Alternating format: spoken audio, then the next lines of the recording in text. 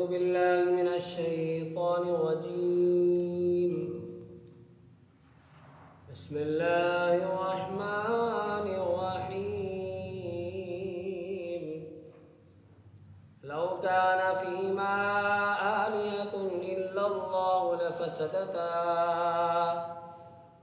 فسبحان الله رب العرش عما يصفون. صدق اللہ العظیم. سورہ انبیاء کی ایک آیت کی تلاوت کی گئی، آیت نمبر 22.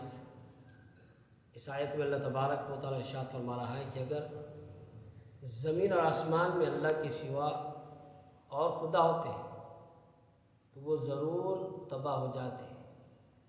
زمین اور آسمان تباہ ہو جاتے کہ خدا کہتا ہے میں بنانا چاہتا ہوں، دوسرا کہتا ہے یہ نہیں بنانا.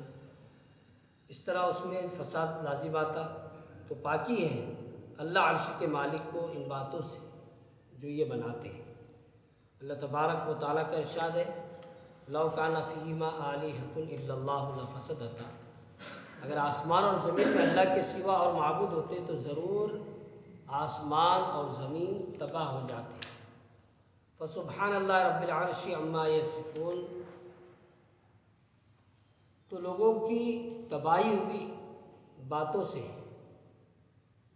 اللہ پاک ہے جو عرش کا مالک ہے. یعنی اس آیت میں اللہ تعالیٰ کے واحد معبود ہونے کی ایک قطعی دلیل بیان کی گئی.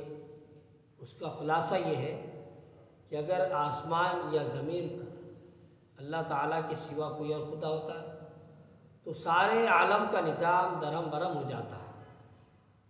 کیونکہ اگر خدا سے وہ خدا مراد لیے جائے جن کی خدائی کا بت پرست اعتقاد رکھتے ہیں تو عالم کے فساد کا لازم ہونا ظاہر ہے. کیونکہ بت پرستوں کے خدا جمادات ہیں اور وہ عالم کا نظام چلانے پر اصلاً قدرت نہیں رکھتے. تو جب قدرت ہی کچھ نہیں تو وہ کائنات کو کیسے چلاتے ہیں؟ اور اگر خدا سے مطلقاً وہ سارے خدا مراد ہیں جنہیں کوئی بھی مانتا ہے تو بھی جہاں کی تباہی یقینی ہے. کیونکہ اگر وہ خدا فرض کیے جائے تو دو حال سے خالی نہیں. نمبر 1 وہ دونوں کسی چیز پر متفق ہوں گے. نمبر 2 وہ کسی چیز پر مختلف ہوں گے. اگر ایک چیز پر متفق ہو جائے تو اس سے لازم آئے گا کہ ایک چیز دونوں کی قدرت میں ہو اور دونوں کی قدرت سے واقع ہو. یہ محال ہے. اور اگر مختلف ہوئے تو ایک چیز کے بارے میں دونوں کے ارادوں کی مختلف صورتیں ہوں گی. دونوں کے ارادے ایک ساتھ واقع ہوں گے. اس صورت میں ایک ہی وقت میں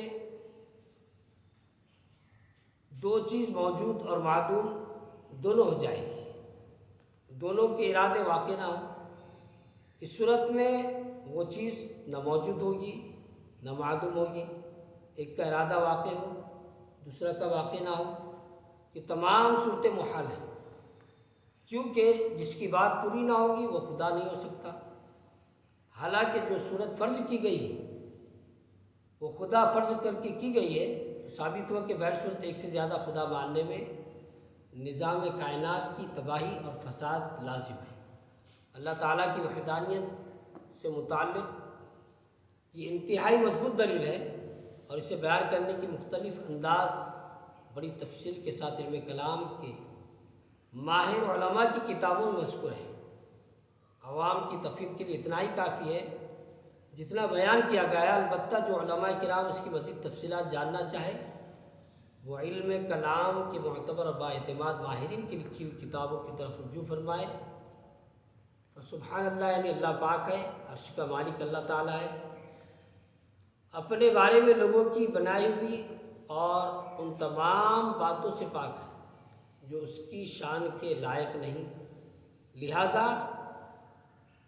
اس کی کوئی اولاد ہے اور نہ کوئی اس کا شریک ہے. صدق اللہ العظیم.